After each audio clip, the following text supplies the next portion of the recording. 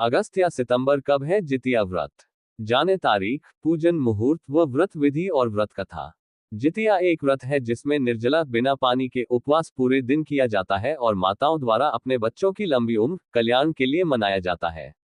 विक्रम संवत के आश्विन माह में कृष्ण पक्ष के 7वें से 9वें चंद्र दिवस तक 3 दिवसीय त्योहार मनाया जाता है।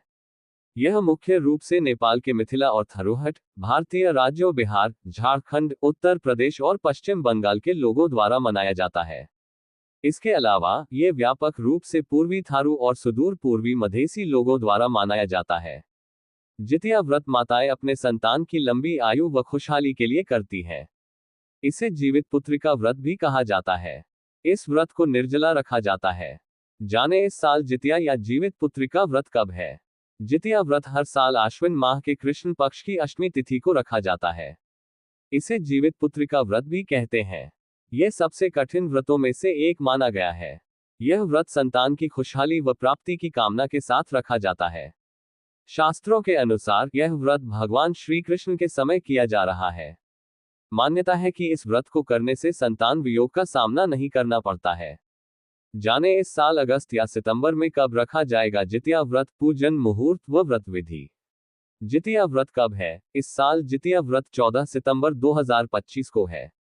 यह व्रत मुख्य रूप से बिहार, झारखंड व यूपी में मनाया जाता है। इस व्रत की शुरुआत नहाय खाय से होती है और अगले दिन निर्जला व्रत किया जाता है और तीसरे दिन व्रत पारण की परंपरा है। नहाय खाय 13 सितंबर को किया जाएगा। जीवित पुत्रिका व्रत मुहूर्त हिंदू पंचांग के अनुसार आश्विन कृष्ण पक्ष की अष्टमी तिथि 14 सितंबर को सुबह 05:04 पर प्रारंभ होगी और 15 सितंबर को सुबह 03:06 पर समाप्त होगी। जितिया व्रत पूजन मुहूर्त 2025। ब्रह्म मुहूर्त सुबह 4:33 बजे से सुबह 5:19 बजे तक। अभिजित मुहूर्त सुबह 11:52 बजे से दोपहर 12:41 बजे तक।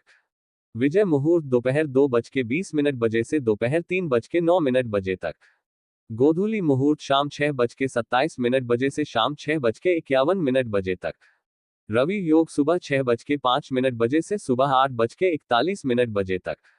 जितिया व्रत पारण का मुहूर्त। जितिया व्रत पारण का शुभ मुहूर्त 15 सितंबर को सुबह 06:10 से सुबह 08:32 के बीच रहेगा।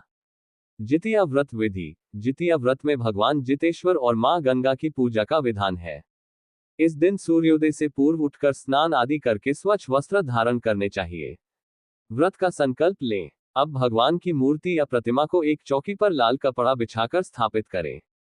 विधि विधान से पूजा अर्चना करें। इस व्रत में कथा पढ़ने या सुनने का विशेष महत्व है। जीवित पुत्रिका व्रत कथा। यह माना जाता है कि एक बार एक गरुड़ और एक मादा लोमड़ी नर्मदा नदी के पास एक हिमालय के जंगल में रहते थे। दोनों ने कुछ महिलाओं को पूजा करते और उपवास करते देखा और खुद भी इसे देखने की कामना की। उनके उपवास के दौरान लोमड़ी भूख के कारण बेहोश हो गई और चुपके से भोजन किया। दूसरी ओर चील ने पूरे समर्पण के साथ व्रत का पालन किया और उसे पूरा किया। परिणाम स्वरूप लोमड़ी से पैदा हुए सभी बच्चे जन्म के कुछ दिन बाद ही खत्म हो गए और चील की संतान लंबी आयु के लिए धन्य हो गई। जीमूतवाहन। इस कहानी के अनुसार जीमूतवाहन गंधर्व के बुद्धिमान राजा थे। जीमूतवाहन शासन से संतुष्ट नहीं थे और परिणामस्वरूप उन्होंने अपने भाइयों को अपने राज्य की सभी जिम्मेदारियां दी और अपने पिता की सेवा के लिए जंगल चले गए। एक दिन जंगल में भटकते हुए उसे एक बुढ़िया विलाप करती हुई मिलती है। उसने बुढ़िया से रोने का कारण पूछा, जिस पर उसने उसे बताया कि वह सांप नागवंशी के परिवार से है और उसका एक ही बेटा है। एक शपथ के रूप में हर दिन एक सांप को भोजन के रूप में पक्षीराज गरुड़ को चढ़ाया जाता है और उस दिन उसके बेटे को अपना भोजन बनने का मौका मिला। उसकी समस्या सुनने के बाद जीमूतवाहन ने उसे सांत्वना दी और वादा किया कि वह उसके बेटे को जीवित वापस ले आएगा और गरुड़ से उसकी रक्षा करेगा। वह खुद को चारा के लिए गरुड़ को भेंट की जाने वाली चट्टानों के बिस्तर पर लेटने का फैसला करता है। गरुड़ आता है और अपनी अंगुलियों से लाल कपड़े से ढके जीमूतवाहन को पकड़कर चट्टान पर चढ़ जाता है। गरुड़ को आश्चर्य होता है जब वह उस व्यक्ति को फंसाता है तो वह प्रतिक्रिया नहीं देता है। वह जीमूतवाहन से उसकी पहचान पूछता है, जिस पर वह गरुड़ को पूरे दृश्य का वर्णन करता है। गरुड़ जीमूतवाहन की वीरता और परोपकार से प्रसन्न होकर